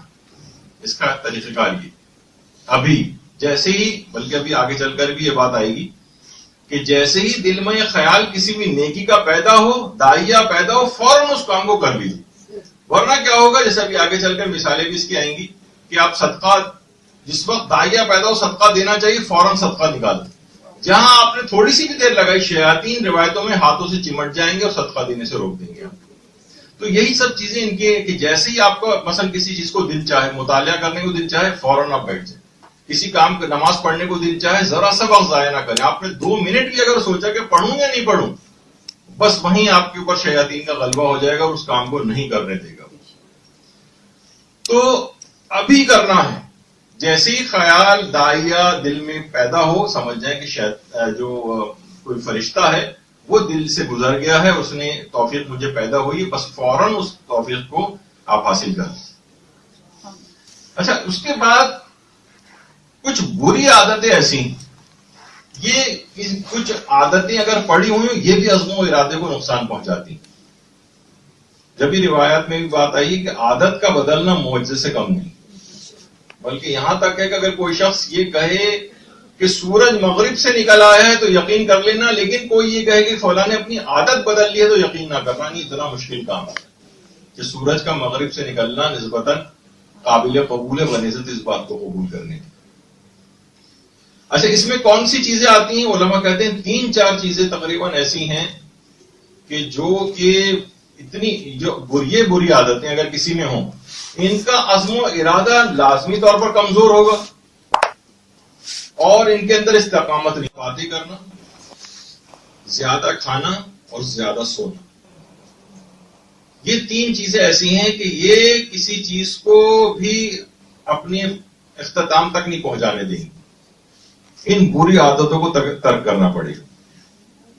بولنا، بہت سی خواتین سے اس حد تک کہ شوہر پریشان ہوتے ہیں، باقاعدہ خطوط لکھتے ہیں مدرسے صرف ان کی بہت زیادہ بولنے کی وجہ سے. ایک نے تو پوچھا بھی تھا ان سے کہ ہماری شادی کی سالگرہ آنے والی ہے، تو انہوں نے کہا، شوہر نے کہا کہ اس خوشی میں ہمیں 10 منٹ کی خاموشی اختیار کرنی چاہیے. تو بعض اوقات یہ بھی ہے کہ خاموش رہنا زیادہ تر اوقات، کیونکہ زیادہ بولنا یہ عزم و ارادے کو کمزور کرتا ہے. زیادہ کھانا یہ عزم و ارادے کو کمزور کرتا ہے. اور زیادہ سونا یہ بھی عزم و ارادے کو کمزور کرنے والی چیز ہے. یہ تینوں میں جب تک ایک خاطر خواہ کمی واقع نہیں ہوگی اور فضول گفتگو، فضول اور بغیر بھوک کے کھانا کھانا یا زیادہ کھانا کھانا، یہ انسانی ارادے کو نقصان پہنچاتا ہے. اسی طرح سے ایک بہت اہم چیز ہے اور وہ ہے توانائی کا فضول کاموں میں ضائع کرنا. دیکھیے یہ بہت ہی میرے اعتبار سے اہم ہے، جو آپ کے عزم و ارادے کو نقصان پہنچانے والی چیز ہے. یعنی جس توانائی کو آپ کو اپنے اہداف کے اوپر خرچ کرنا چاہیے تھا، وہ آپ کی فضول چیزوں کے اندر خرچ ہو رہی. مثلا ایک مثال دیتا ہوں. آپ نے دیکھا ہوگا کہ نومولود بچے ہیں، ان کو لپیٹ کے گرم ماحول کے اندر رکھا جاتا ہے. بہت زیادہ بھی گرم ماحول میں نہیں، بچہ بہت زیادہ فرق نہیں ہے اس میں اور آپ میں. جتنی سردی آپ کو لگتی تقریباً اس کو بھی اتنی لگتی، جتنی گرمی آپ کو لگتی اس کو بھی اتنی لگ رہی ہوتی. خاص طور پہ وہ بچے کے جو کہ ذرا وزن کے کم پیدا ہوتے ہیں، ان کے متعلق ہے کہ ان کو گرم اس میں رکھا جائے. یہاں تک کہ جو پری میچور بچے، ان کے لیے باقاعدہ ایک ٹیکنیک آتی ہے جسے کینگرو مدر کیئر کہتے ہیں. جسے کینگرو اس طرح اپنے جسم سے چپکا کے اپنے بچوں کو رکھتا ہے، اس طرح سے ماں کے جسم کی ہیٹ وغیرہ بچے کے اندر جائے. یہ کپڑوں کے ذریعے اس کو گرم رکھا جائے. وجہ اس کی کیوں رکھا جاتا ہے اس کو گرم اس کے اندر؟ تاکہ اگر آپ اس کو سردی اگر لگتی رہی تو یہ اپنے جسم کو گرم کرنے کے لیے اپنی جسم کی انرجی کو استعمال کرے گا اور اس کا وزن نہیں بڑھے گا. یہ ساری انرجی تو جسم کو اپنے گرم رکھنے کے لیے استعمال کر رہا ہے.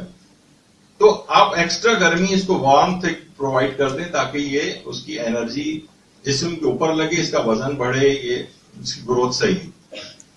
تو ہم لوگوں کے ساتھ بھی کیا ہوتا ہے، ساری توانائی ہم نے اپنی جو لگانی تھی مثلا عبادت کے اوپر، وہ ہم نے لگا دی. مثلا لیٹ نائٹ جو شادی کی تقریبات ہوتی ہیں اس کے اندر لگا دی. وہاں سے 2-2, 3-3 بجے جب آپ آ رہے ہیں اپنی توانائی کو خرچ کرنے کے لیے، اب آپ سے نماز شب کب پڑھنے کو آپ کو دل چاہے گا؟ کب آپ کو نماز فجر کو آپ پڑھ سکیں گی اٹھ کر 2 گھنٹے کے بعد ہی؟ یعنی کیا ہوا کہ جس توانائی کو لگنا چاہیے تھا عبادت کے لیے، اطاعت کے لیے، وہ توانائی آپ نے کسی فضول جگہ کے اوپر خرچ کر دی، تھکے ہارے وہاں سے واپس آئیں. مثلا کوئی شخص اگر اسراف کر کے اپنا سب کچھ لٹا دے تو اب انفاق فی سبیل اللہ کے پاس کرنے کے لیے اس کے پاس کہاں پیسے بچیں گے؟ یہ کہاں غریب لوگوں کی امداد کر سکے گا؟ یہ کب صدقات دے سکے گا؟ کب نیک کاموں میں پیسہ خرچ کرے گا؟ تو اسراف میں خرچ کر دیا اس نے سارا. اسی طریقے سے مثلا بچے ہیں، کھیل کود کر، کھیلنا ضروری ہے ان کے لیے، اس کی مذمت نہیں کر رہا، لیکن بے تحاشا کھیلوں کے اندر لگے رہنا.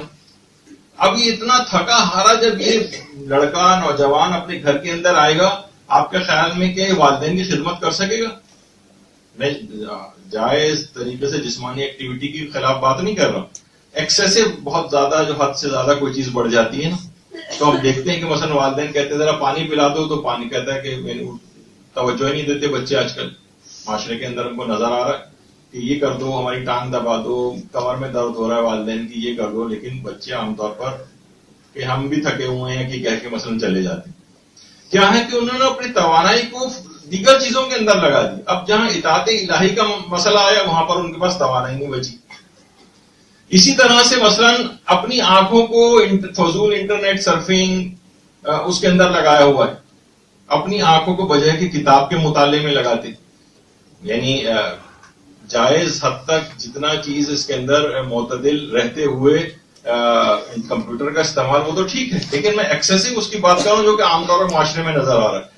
نوجوان ہیں، ان کی انگلیاں ہر وقت ٹیکسٹنگ وغیرہ کے فضول، یعنی ایک چیز کی گویا کوئی ٹریکر ان کے اوپر لگا دیا گیا ہے کہ مثلا باتھ روم بھی جا رہے ہیں تو اس کے اوپر اسٹیٹس لگا کے جا رہے ہیں، اور کھانا بھی کھا رہے ہیں تو اس کا اسٹیٹس لگا رہے ہیں، جو چیز پک رہی ہے تو اس کی تصویریں کھینچی. فضول توانائیاں اپنی ضائع ہو رہی ہیں، یہ ڈرین ہو رہی ہیں. جیسے میں نے ابھی سے پہلے کہا تھا کہ پانی کی اوپر جا رہا ہے پانی ٹنکی کے اندر، لیکن سارے نلکے جو ہے کھولے ہوئے. نتیجتاً یہ ہوگا کہ جب واقعی ضرورت پیش آئے گی اور باتھ روم میں بیٹھے ہوں تو سب پانی نہیں آئے گا. تو بہرحال یہ مسئلہ اس کے اندر ہوتا ہے. تو انگلیوں کو اس میں استعمال کر رہے ہیں، تو اب ان کے پاس کب ہوگا کہ جناب یہ بیٹھ کی تو ہاتھ تو اپنے انہوں نے اس میں تھکا لیے، اب یہ ان کے ایک صفحہ کاغذ کے اوپر لکھنا ان کے لیے دشوار ہو جائے گا. تو یہ ہوتا ہے. اچھا، اسی طرح سے علماء ایک چیز اور بیان فرماتے ہیں کہ جو عزم و ارادے کو وہ بےہودہ مناظر اور فحش جو ہے وہ گفتگو عام طور پر جو ہوتی ہے. تو جیسے میں نے ابھی کہا کہ یہ جو افراد ہیں جو یہ ٹیکسٹنگ کر رہے ہیں، اب علم والی چیز کے اوپر یہ اب اس کے اوپر اس سختی پر اب سے کچھ لکھا نہیں جائے گا جو کہ عام طالب علم جو ہر وقت اس کے ہاتھ میں کاغذ اور قلم رہتا ہے وہ اپنی ان تمام توانائیوں کو بچا کر اپنی توانائی اس جگہ کے اوپر لگاتا ہے. یہ علم حاصل کرنے پر لگائے گا, وہ فضول چیزوں کے اندر یا ضرورت سے بہت زائد ان کو استعمال نہیں کرے گا. تو علماء یہ فرماتے ہیں کہ جو کہ فحش اور بیہودہ مناظر اگر ہیں ان سے بھی اجتناب کرنا لازمی حد تک, واجب حد تک یہ مسئلہ پہنچ جاتا ہے کہ یہ افراد کبھی بھی پھر استقامت کسی چیز میں ان کی نہیں رہ پاتی. اس میں ایسے تمام ڈرامے بھی آ جاتے ہیں. اب تو تقریباً ایسے اشتہارات بھی, تقریباً سارے اشتہارات ایسے آنے لگے ہیں جو بہت بیہودہ ہیں اور اس پرپس کو بیہودی کے اور فحش چیز کے وہ فلفل کرتے ہیں. یعنی آپ یہ نہیں سوچیں کہ بھائی یہ تو ایک عام سا ایک موبائل کا ایڈ ہے, اس کے اندر مستقل رقص اور ڈانس اور یہ حرام چیزیں جو ہے اس کے اندر دکھائی جا رہی ہیں, اور وہ کیا ہے, وہ فحش اور بیہودہ منظر ہے جو اس کے اندر دکھایا جا رہا ہے. یہ سب چیزیں جو آنکھوں کی نگاہوں سے گزر رہی ہیں عزم اور ارادے کو کمزور بناتی ہیں. یہ سب چیزیں استقامت کو پیدا ہی نہیں ہونے دیتی. اور اسی طرح سے یہ حرام نگاہیں, یعنی ان کی جو سب سے پہلی نحوست علماء نے لکھی وہ یہ کہ عبادت اور اطاعت الہی کی لذت جاتی رہتی. کبھی دل نہیں لگے گا, اور دل نہیں لگے گا عبادت پہ تو استقامت بھی نہیں آ پائے گی.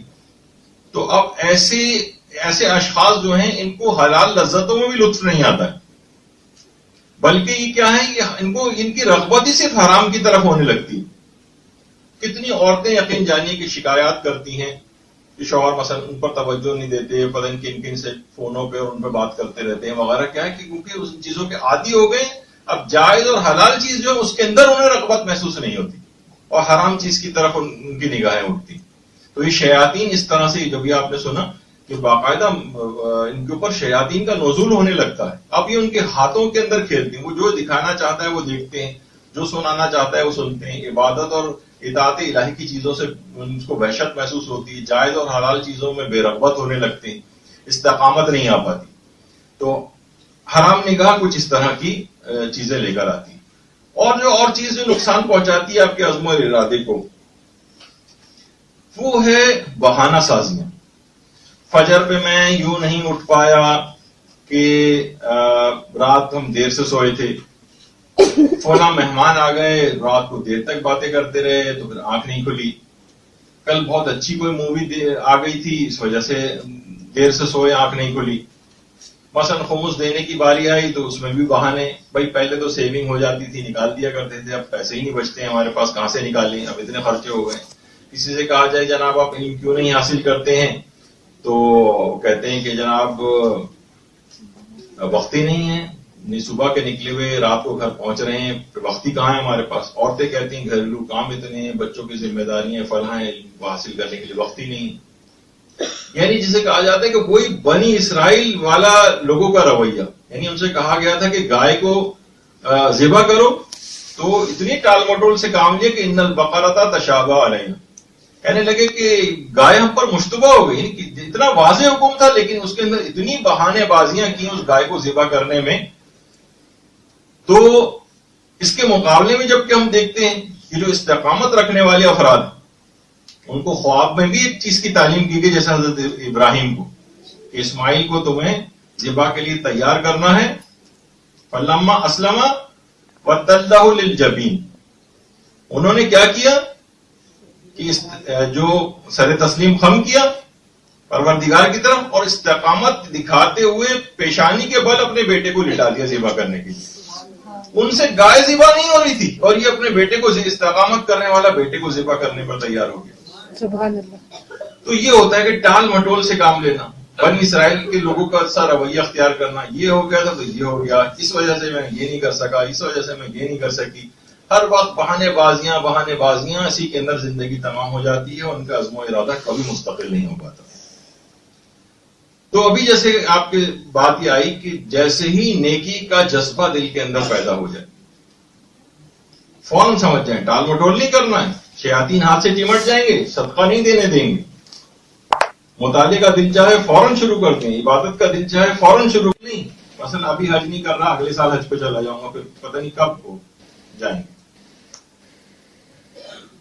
اب سے نماز شب نہیں، بس اب کو جو رمضان آئے گا تب سے نماز شب شروع کر دوں. خواتین کے روزے قضا ہیں، ابھی تو گرمیاں چل رہی ہیں، ابھی جب سردیاں شروع ہوں گی تو میں قضا رکھ لوں گی. یقین کیجیے کہ پھر وہ کفارہ تاخیر کے مسئلے پوچھنے آئیں گے کہ اب میں کتنے دوں، کیونکہ وہ اگلا رمضان شروع ہو گیا. تو حج میں اس وقت بہت سے لوگ کہتے ہیں کہ حج ہم اس وقت کرنے جائیں گے جب بوڑھے ہو جائیں گے، وہ حج کے بعد تو ظاہر ہے کوئی گناہ تو کر نہیں سکتے، ابھی تو ہم سے پھر گناہ ہو جائیں گے. اچھے خاصے لوگوں کا کہنا یہ ہوتا حج کو ٹالتے رہو. کچھ پتہ نہیں کہ کتنے افراد ایسے ہیں، زیادہ تر افراد تو بڑھاپے کی منزل تک پہنچنے سے پہلے دنیا سے چلے جاتے ہیں. تو یہ سب ہوتا ہے. ابھی میری جاب سیٹ ہو جائے، روٹین سیٹ ہو جائے، پھر میں نماز کے لیے اٹھوں گا، پھر میں نماز شب پڑھوں گا. ابھی کچھ سیونگ شروع ہو جائے تو پھر میں خمس دینا شروع کروں گا. وقت جیسے ہی ملے گا تو میں علم دین بھی حاصل کر لوں گا. استقامت کو اگر آپ نے مؤخر کیا تو یہ کبھی حاصل نہیں ہو سکے گی. جیسے ہی دل میں جذبہ پیدا ہو فوراً اس پہ کام شروع کر دیجیے. اسی طرح سے آیت اللہ بہجت یہ بات کہتے تھے کہ توفیق جب حاصل ہو جائے تو پھر تساہل سے کام مت لیں. فرماتے تھے توفیق کے جس وقت توفیق آپ کو مل گئی، آپ کے دل میں جذبہ پیدا ہو گیا، اس موقع کو ہاتھ سے نہیں جانے دینا. یہ موقع اگر ہاتھ سے نکل گیا تو پھر دوبارہ نہیں آئے گا. تو توفیق میں مثلا میں مثال دے دوں آپ کو، توفیق مل گئی، مدرسے آپ ماشاءاللہ سے آنے لگیں، تو کسی بھی بہت فضول قسم کی باتوں یا ٹال مٹول کے ذریعے مدرسے کو نہ چھوڑیے. کیونکہ میں ہر دفعہ جو پہلی کلاس ہوتی ہے آپ لوگوں کو اب تک میں نے نہیں سنایا تھا، ورنہ ہر ایک سے یہ کہتا تھا کہ ہم نے باقاعدہ ایسوں کو دیکھا ہے کہ جو کہ اس کے اندر اصل میں علم دین کی ایک توہین اور تحقیر ہوتی ہے کہ جب آپ چھوڑ کے جاتی ہیں نا کسی بھی فضول بات کی وجہ سے، دل نہیں چاہ رہا اور یہ اور سب چھوڑ دیا بہرحال آپ نے، تو اس میں علم دین کی ایک تحقیر ہوتی ہے اور اس کی ایک خاص نحوست ہوتی ہے. نحوست یہ ہوتی ہے کہ پھر وہ آپ نے ایک لحاظ سے علم دین کے لیے یہ رویہ اختیار کیا، باقی زندگی کسی کام کے اندر آپ کو کامیابی نہیں ملے گی. ہم نے دیکھا کہ بہت سے، میں نے اس سے پہلے بھی کہا تھا کہ جو اس طرح کا رویہ اختیار کرتے ہیں تو ہم نے ان کو کامیاب ہوتے نہیں دیکھا. ہاں کوئی ویسی وجہ ہو، عام طور پہ ہوتا ہے خواتین شادی ہو کے دوسرے شہر چلی گئی لیکن پھر بھی وہ وہاں سے رابطے میں رہتی ہیں، درس سنتی ہیں، نوٹ بناتی ہیں، آگے کام کرتی ہیں. لیکن یہ کہ بالکل چھوڑ دیا جیسے فضول ٹائپ کی چیز تھی، آپ آئے داخلہ لیا اور اس کے بعد خیرآباد کہہ دی، ایک توہین اور تحقیر ہے. پھر اس کا نحوست یہ ہے کہ اب آپ کو ناکام زندگی گزارنی، یعنی دیکھا یہ گیا. اچھا اب کیونکہ وقت بھی پورا ہو گیا، لیکن میرے اعتبار سے ابھی ویسے تو یہ سلسلہ ابھی 2 تقریباً نشستوں میں اور جاری رہے گا ابھی، لیکن یہ بھی چیزیں مکمل نہیں ہوئی کہ جو کہ اس کو نقصان پہنچانے والی ہیں عزم و ارادے کو. ابھی اس کے اندر پوری ایک لسٹ آپ کے سامنے آ جائے گی تاکہ آپ ایک چیک لسٹ کی صورت میں اپنے پاس رکھیں کہ یہ آخر ملک میں یہ چیزیں کیوں پیدا نہیں ہو رہی ہیں، میں عزم و ارادہ میرا کیوں مستقل نہیں ہو رہا ہے، کیوں میرے ساتھ یہ پرابلم ہو رہی ہے، میں کسی اپنے ٹاسک کو گول کو کیوں اچیو نہیں کر پا. اچھا دین میں بھی ہے اور دنیا میں بھی. آپ نے دیکھا کہ تقریباً ہر شعبے کو احاطہ کیے ہوئے.